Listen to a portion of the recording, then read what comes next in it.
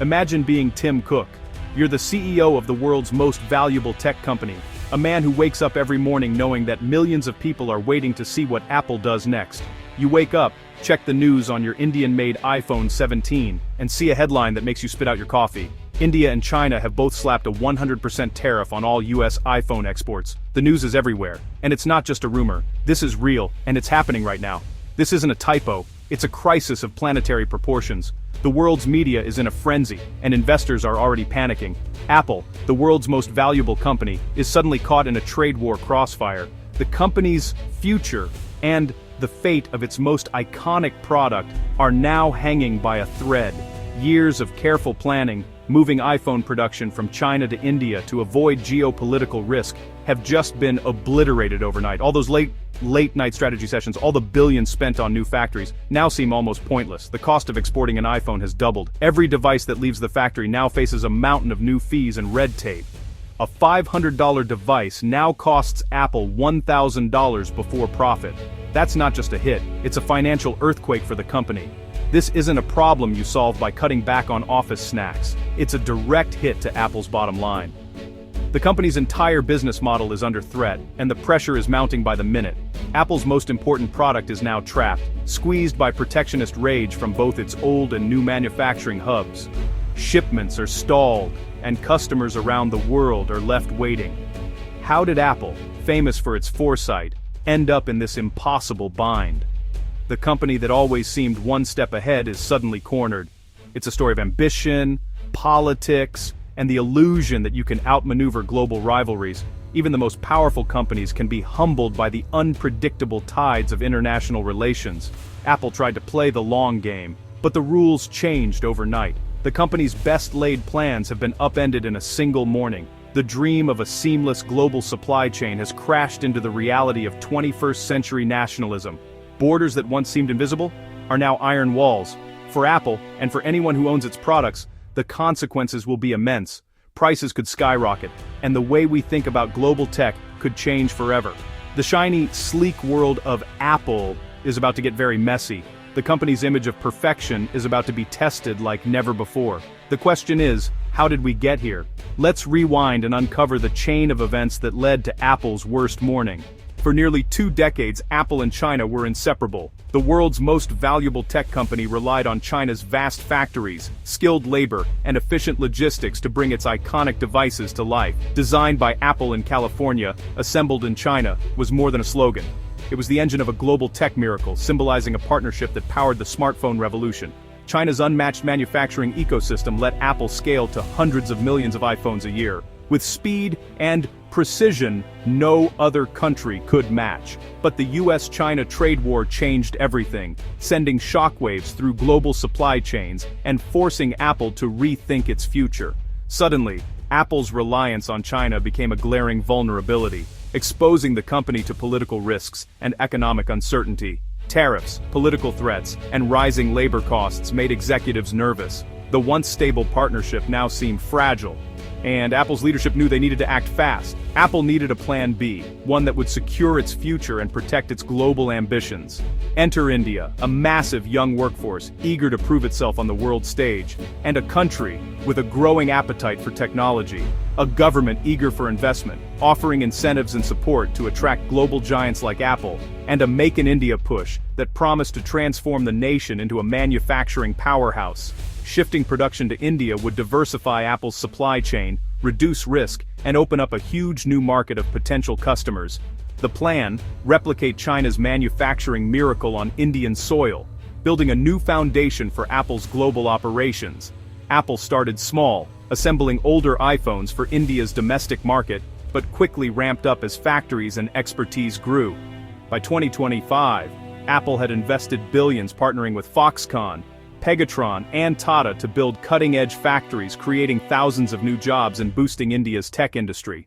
The goal: make India the new backbone of iPhone production, ensuring Apple's resilience in a changing world. It looked like Apple had outsmarted the geopolitical minefield, securing its future with a bold new strategy.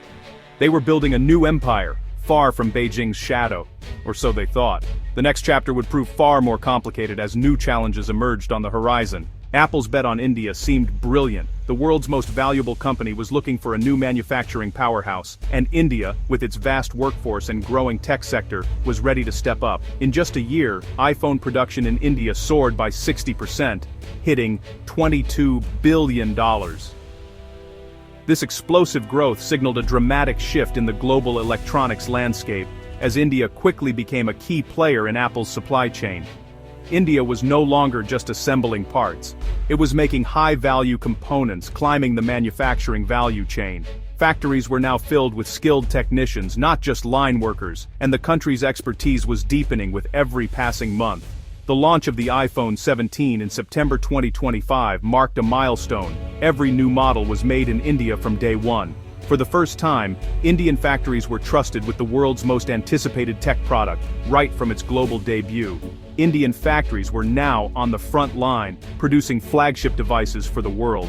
Shipments left Indian ports for Europe, the Americas, and beyond, as the country's role in global tech manufacturing became undeniable. The Indian government rolled out incentives, eager to position India as the stable, democratic alternative to China. Tax breaks, infrastructure upgrades, and fast-track approvals became the new normal.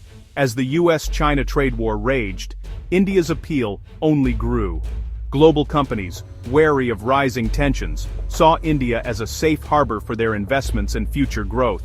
Apple planned to have 25% of all iPhones assembled in India by late 2025, with Vietnam joining the supply chain for iPads and Macs. The company was diversifying like never before, spreading its bets across Asia.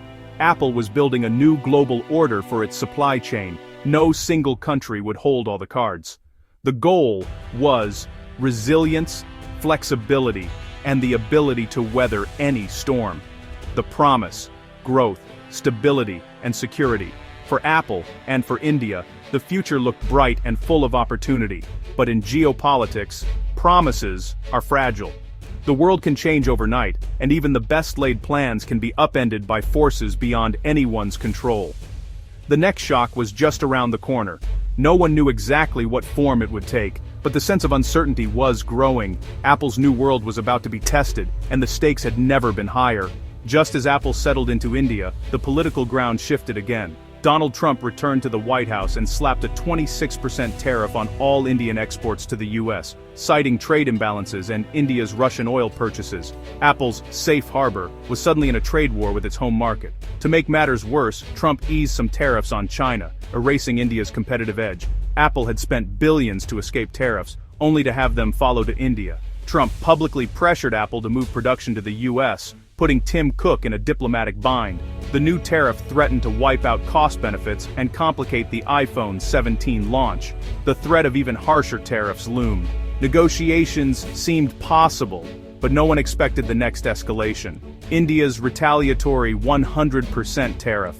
The Trump twist was just the beginning. Apple's crisis was about to explode. Even before the tariff disaster, Apple's move to India was costly. India lacked China's decades of manufacturing expertise, supplier networks, and logistics. Making an iPhone in India was 5 to 10% more expensive than in China, an investment Apple accepted for long-term resilience.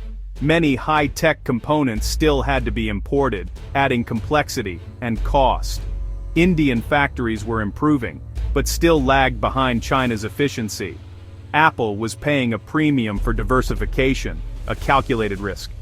But the Trump and Indian tariffs turned that premium into a financial cliff. What was once a manageable expense is now an existential threat. Apple's move to India couldn't sever its ties to China. The global electronics supply chain is deeply interconnected, with China at its center. Many critical iPhone components still come from or pass through China. Recently, China flexed its muscle by pulling key technical staff from Indian factories, disrupting production. This exposed Apple's reliance on Chinese expertise and technology transfer. Even with new factories, Apple remains vulnerable to Beijing's influence. Diversifying away from China has simply created new, more complex risks. The most immediate impact? Your next iPhone could cost as much as a used car. Apple will have to pass on much of the tariff cost to consumers, turning the iPhone from a mass-market luxury into a niche product. The chaos is rippling through Apple's vast supply chain. Suppliers, logistics firms, and millions of jobs are at risk. In India, the The promise of stable manufacturing jobs is fading. In China, remaining Apple factories face uncertainty. Even in the US, Apple's retail and software jobs are threatened if the iPhone becomes unaffordable. This is more than a corporate crisis. It's a global economic shock. The era of seamless globalization is fracturing. Apple, the symbol of that era, is now its most prominent casualty. What now? Apple is trapped, with no easy escape. Tim Cook and his team will scramble for diplomatic solutions, making deals and concessions in Washington, New Delhi, and Beijing. Apple may have to rethink its entire manufacturing strategy, diversifying further or even moving some production to the US. Every option is costly and risky. This crisis is a wake-up call for every global company and every consumer. The era of cheap, globally sourced gadgets may be ending. The Apple tariff crisis is a symptom of a deeper shift in global power. The next move will shape not just the iPhone's future, but the world we all live in.